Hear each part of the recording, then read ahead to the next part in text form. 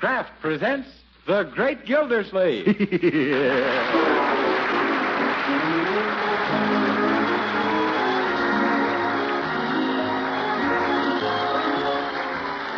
Kraft Cheese Company, who also bring you Bing Crosby every Thursday night, present each week at this time Harold Perry as The Great Gildersleeve, written by Leonard L. Levinson.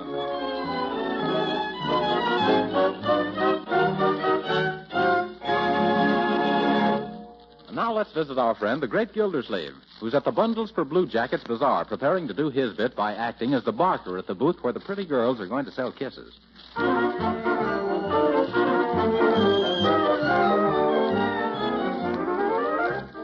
Well, so this is my booth, eh? You know, Marjorie, I think it's going to be fun selling kisses. This is the first time I've heard of it, Uncle Mort. Gee, who are you going to sell your kisses to? Yeah. Uncle Mort isn't going to do the kissing, Leroy. I thought I was wrong about that. Yes.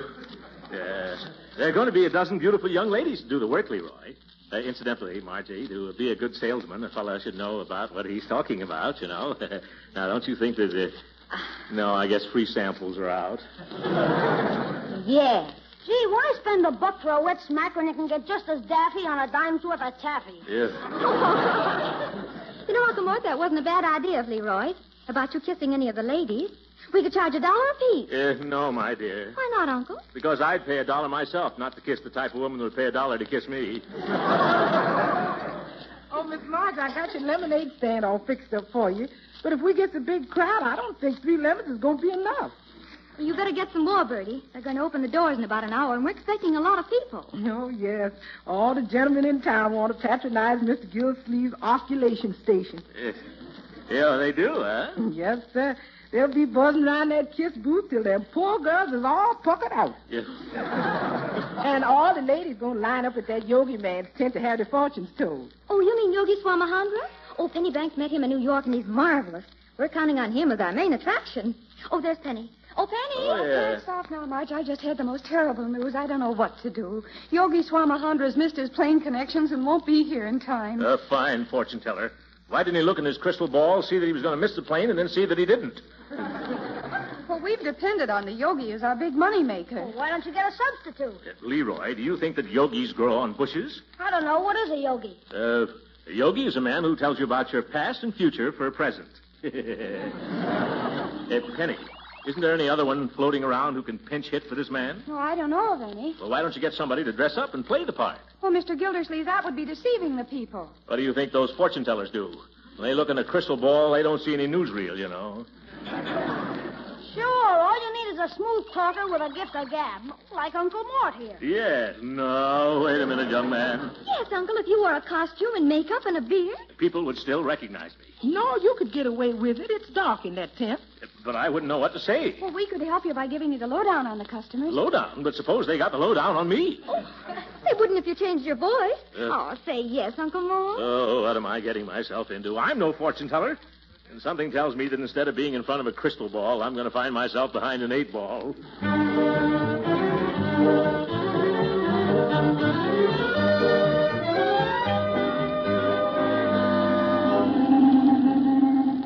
Well, what are we stopping here for, Unc? The costume place is 3 blocks down the street. I know, Leroy, but read the sign. Oh. Have your past, present, and future revealed by famous gypsy physique. Yes. That's psychic, Leroy. Yes. Madame Rosalie, the gypsy who reveals all. Gee, Gypsy Rosalie. I've heard of her. Leroy, that's another one. I thought maybe I could pick up a few pointers on how to go about this fortune-telling business from this woman here. Okay, let's go in. No, Leroy, you'll have to wait here. I'll be right back.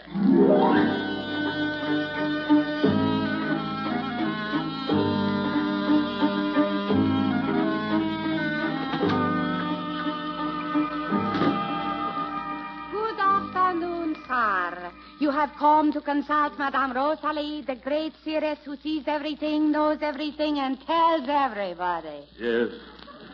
Why, yes. That is, if she isn't busy. I shall look in the crystal ball and see. No, I am not. I see.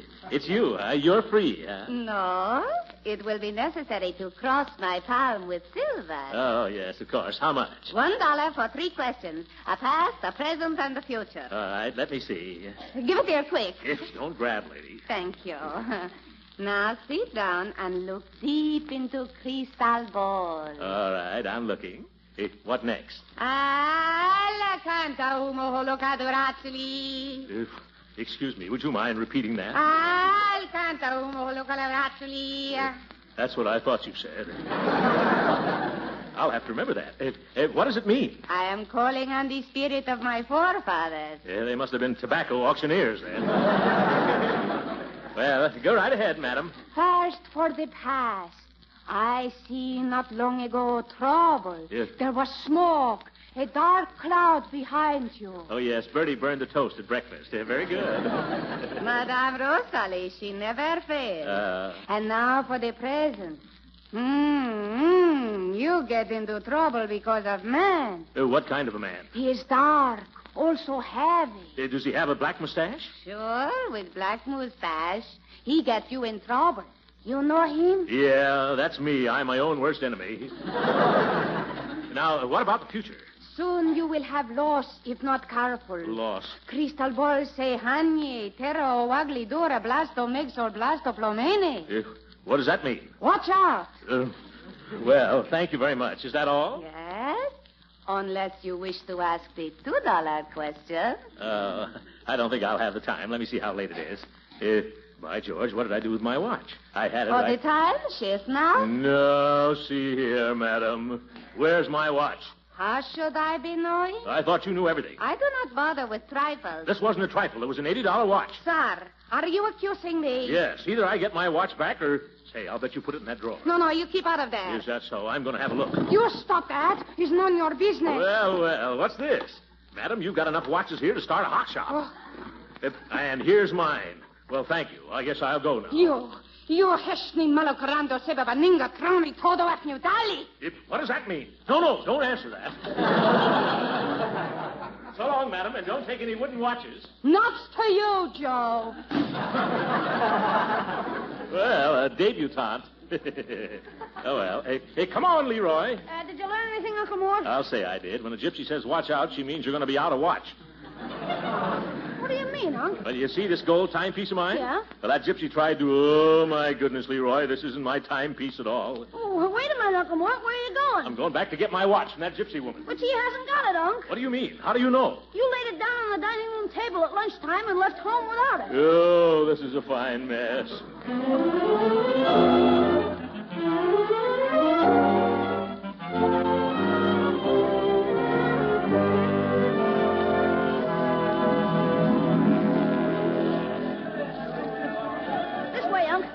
Maharaja.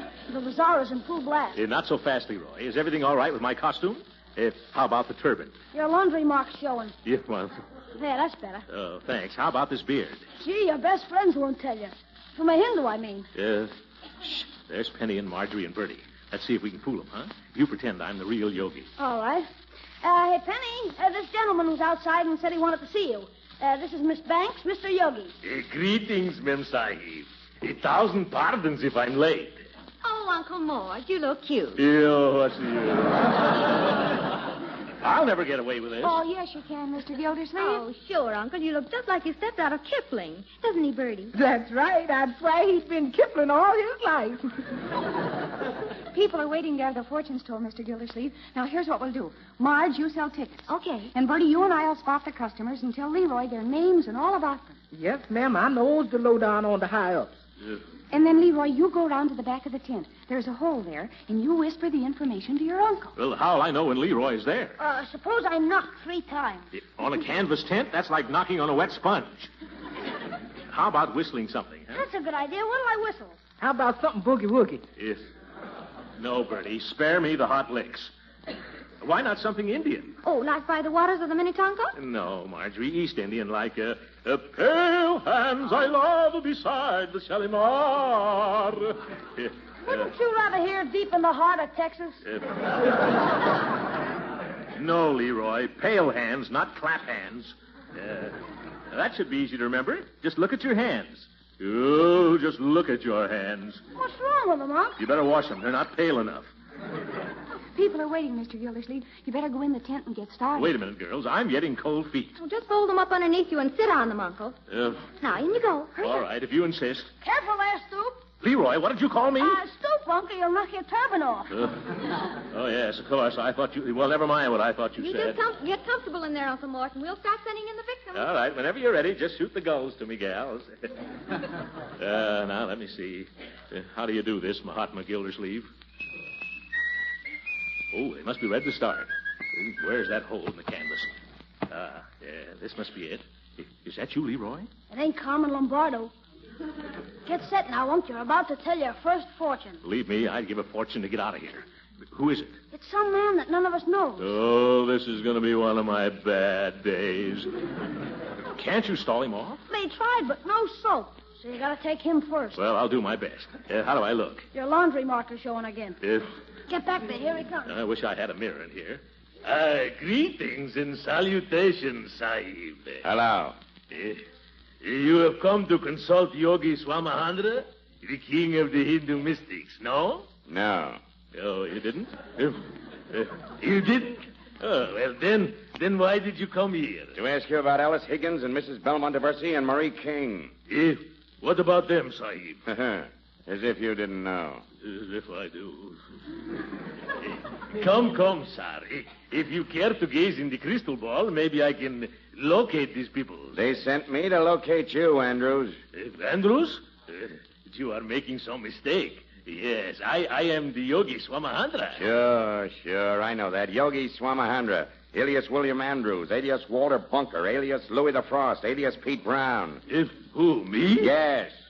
And Detective Lieutenant Quinn from Chicago, where you wanted for jump at bail on bunco charges. What? You're also wanted in Idaho for obtaining money under false pretenses, in Baton Rouge for running a confidence game, and in Florida for selling rubber plants guaranteed to grow white sidewall tires.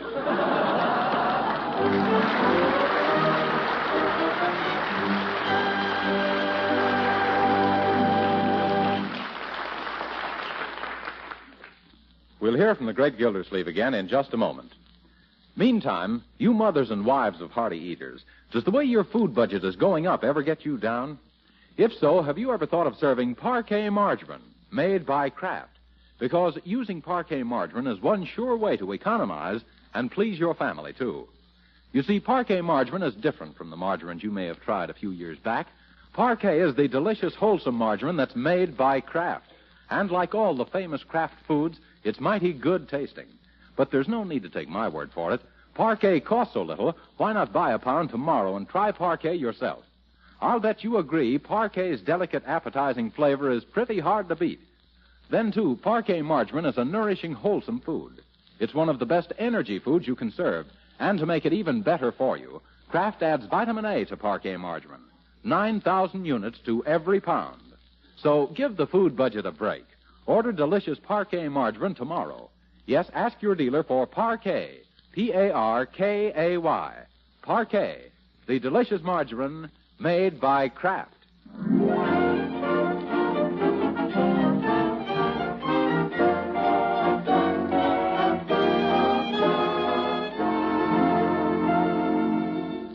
Now back to the great Gildersleeve, who suddenly found himself a much-wanted man by the police of half a dozen cities. Now, that isn't fair. Just a second. Hold it. Quiet, please. Quietly, Roy. I don't care what you people say. I came here to grab the yo guy, and he's going back to face trial. Officer, you're making a mistake. This is my uncle, Mr. Gildersleeve. Yes, Throckmorton P. Gildersleeve. Boy, that's a phony alias if I ever heard one. See, you can see he isn't a yogi. Take your beard off again, Uncle. Yeah. Never mind. I know he's a fake yo guy. His real name is Willie Andrews, and he's known as Willie the Tub. Yep. I am not a tub. It's just the way this coat buttons. Yeah, I knew that when I started to fool folks, I'd get into trouble. My mama done told me. But, Lieutenant Quinn, if you take him away now, bundles for Blue Jackets will lose a lot of money. Why don't you wait till we close down tonight? Well, okay, miss, okay. I'll let this grafter operate for the balance of the show, but I'll be on guard right outside the tent. Is that understood? Excuse me. Do you mind if I go home? I'm expecting a bad headache. Now, you stay right here, Uncle Mort. Don't worry. We're going to get this all straightened out before the bazaar closes, Mr. Gildersleeve. Come on, let's let the yogi get to work. Come on, Lieutenant. Come on, Marjorie. Leroy. Okay, I'm coming. Take it easy, Uncle Mort. Remember, keep a stiff upper turban. How can I? I've been in hot water ever since I put on this Turkish towel. We'll get you out of this, Uncle, if it takes us years. Yeah, and it looks like it will, too. Remember, Willie, no tricks now. Oh, here we go again. Yes, Leroy. Who is it this time? The district attorney? You're getting warm, Unc. It's your old pal, Judge Hooker. What? Oh, well, that old crab wants his fortune told. This is the first pleasant thing that's happened to me all day. All right, Leroy. Go on. This where you come to have your hand read? No, Sahib. The yogi, he does not work by the hand. He's the crystal ball player. Please to take a sit down, Judge. Judge? Say, how do you know I'm a judge? You're speaking to Yogi Swamahandra, queen of the Hindu mystics. The great soothsayer who sees all, knows all, and tells a little. Well, that was certainly good, guessing my profession. It's not necessary for me to guess, Judge Hooker. What? I know. Now it will be necessary to cross my palm with silver. But I paid my dollar outside. I have no contact with the outside.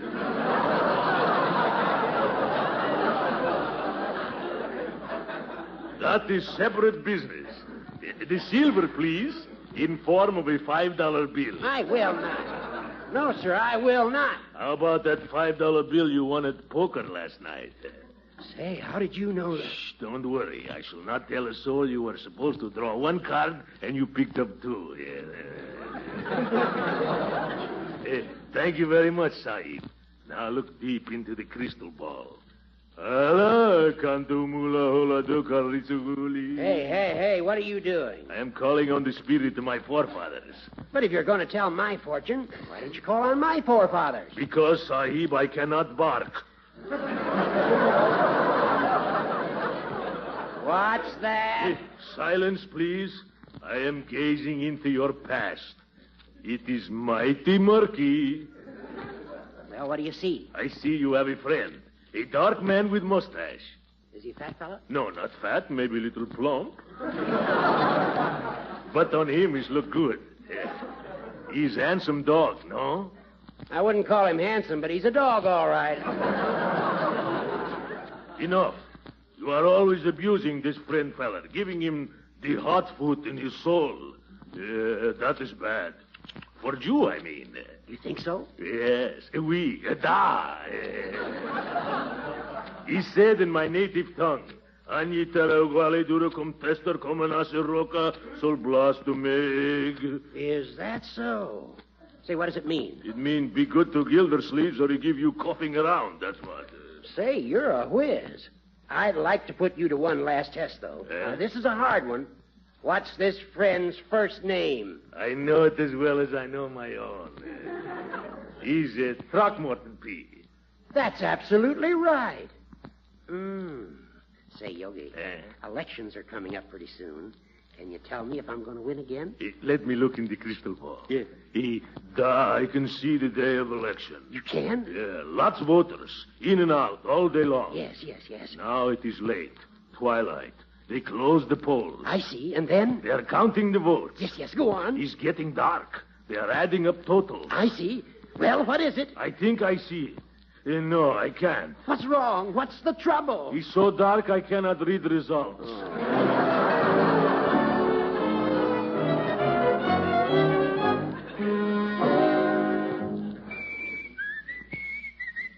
Hey, Uncle. Leroy, stop yelling Uncle.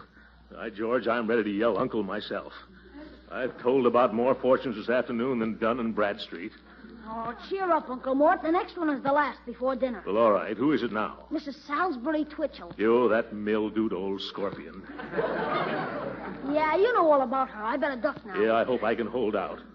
Madam, Yogi Swamahandra welcomes you. Hello. First of all, Mr. Swami, or Yogi, or whatever you are, I want you to know that I don't believe in any of this nonsense. Why, of course not, Mrs. Salisbury Twitchell. Oh, you know my name. Who told you? I am Yogi Swamahandra. I know everything. Well, I wager that you don't know everything. What was my maiden name? Excuse me. I got to look in the crystal ball. With this ball, I can even look that far back.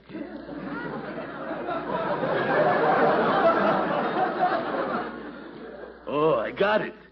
Madam, before you were married, your name used to be McGillimcuddy.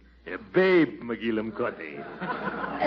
All right. That's enough. You don't need to go on. Your father, she had farm, raised turnips. Oh, now that's where you're wrong. They were beets. Excuse, please. But beets look like turnips because this is not Technicolor crystal ball.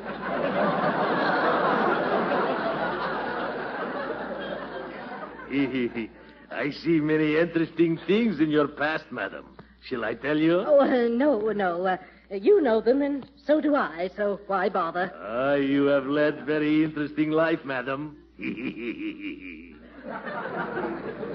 Would make wonderful movie. Do you think so, Yogi? Sure. With title, How Green Was My Mr. Twitchell? Tell me, madam, you still do not believe in my powers? No, I've changed my mind. You're positively uncanny.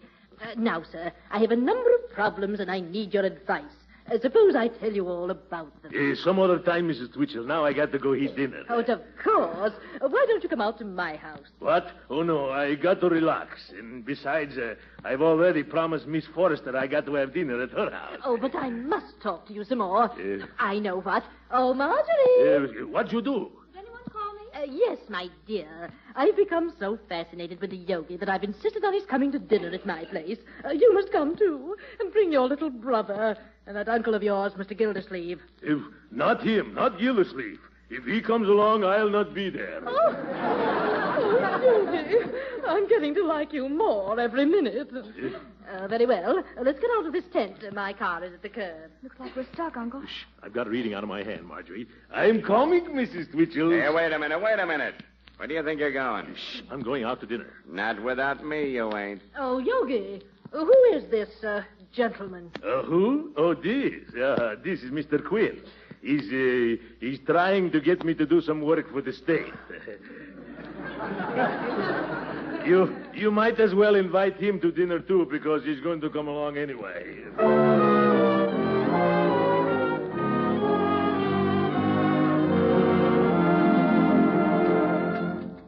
Thank you very much. Now, Yogi, tell me something about India. India? Sure, Yogi, go ahead. You're an old Indian faker. I am Indian fake ear. Well, there's no difference between the two, is there? No more than between a flat foot and a flat head. Gee, that's a hot one, Uncle Mort. Yeah, that's a hot one, Uncle Mort would have said. Leroy, finish your spinach. Oh, gee, I bet they don't eat spinach in India, do they, Yogi? Where I come from, they stuff children with spinach, so they can't talk at dinner time. That reminds me, I've been meaning to ask. What part of India did you come from, Yogi? All of me. No. I mean, where were you born? Oh, born? Now I grab you. Where was I born? In my papa's house. My mama done told me.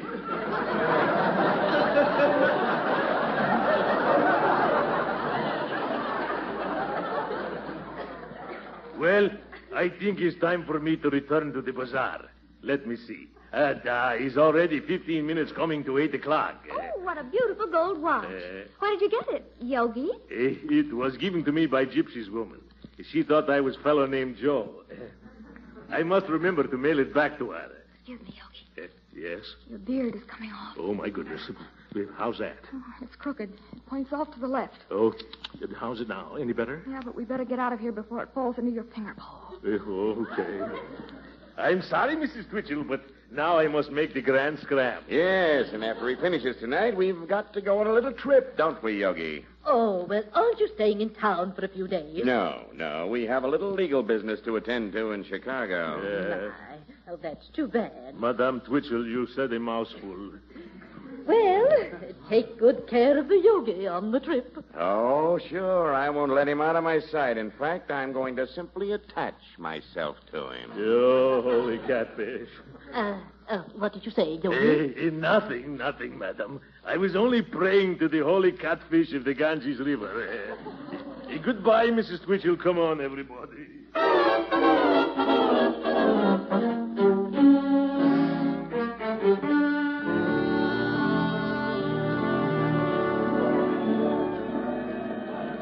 Oh, I hope this is over pretty soon. I'm plenty tired of tenting tonight on the old campground. Is that you, Leroy? No, sir, this is Birdie. What are you doing whistling Pale Hands? Where's Leroy? It's late. He's gone home, and I'm on the swing shift.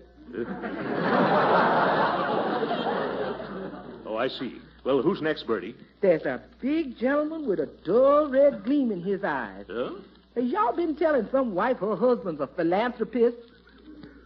Bertie, I've told so many different people so many different stories, I don't know what I said. I better get out of here. Bertie, you go out and stall him a little while, huh?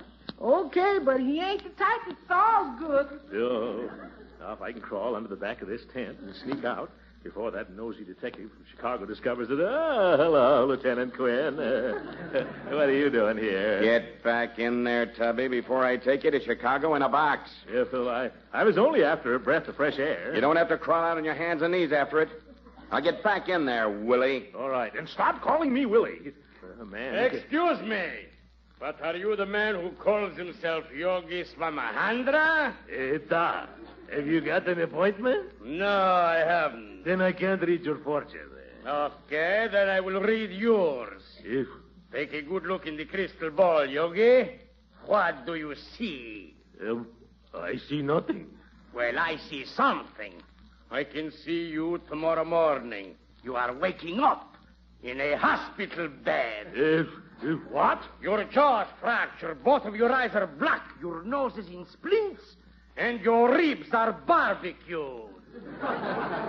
Oh, my goodness. What are you talking about? And my predictions come true, my friend, and I'll make sure. Now, wait a minute. Who are you? I just got into town on a late plane, and I find my reputation is ruined, and you've done it, you faker. I am the real Yogi Swamahandra. Oh, you are. Well, I'm certainly glad to meet you. No, you won't be. I'm going to give your face a retread job.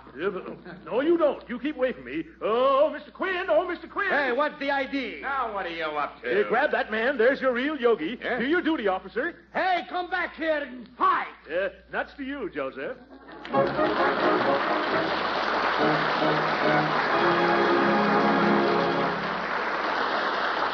The great Gildersleeve will be with us again in a few minutes. But first, are those Lenten meals becoming a problem to you homemakers? I mean, are you finding it hard to make them as tasty and appetizing as your regular meals? Well, if you do, here's a hint that may be mighty helpful. Yes, it's this. You can add rich extra flavor to all kinds of dishes by using plenty of parquet margarine, made by Kraft. You see, the delicate, tempting flavor that makes parquet margarine a favorite spread for bread makes it grand for cooking, too. Parquet margarine is swell melted over hot vegetables. It's a real flavor shortening that adds delicate extra flavor to cookies and cakes and pie crust. Parquet makes pan-fried food tastier because it tastes so good itself. In fact, parquet margarine adds extra flavor to all kinds of dishes, and the extra zest that makes your family ask for more. Best of all, using lots of parquet margarine is no extravagance. When you find how little it costs, you'll certainly agree to that.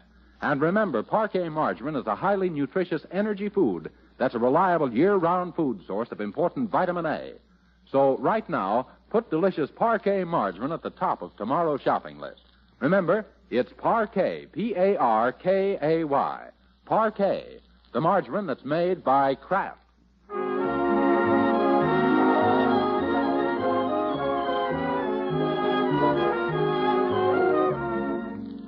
And there we were, Judge. Me and Willie the Tub locked in mortal combat. But I subdued him by sheer brute strength. Well, seeing what you've done, I guess I'll have to forgive you for tricking me, Gildersleeve. Say, I just remembered. What did you do with my $5? Oh, that. I did the best thing possible with it, Judge. I've given it to the American Red Cross. Oh. I hope everyone who's listening in will find an extra 5 spot to turn over to the Red Cross this week, like I did. Huh? If like you did, Judge. Good night.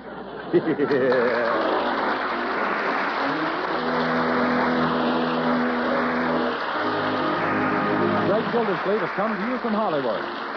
This is the National Broadcasting Company.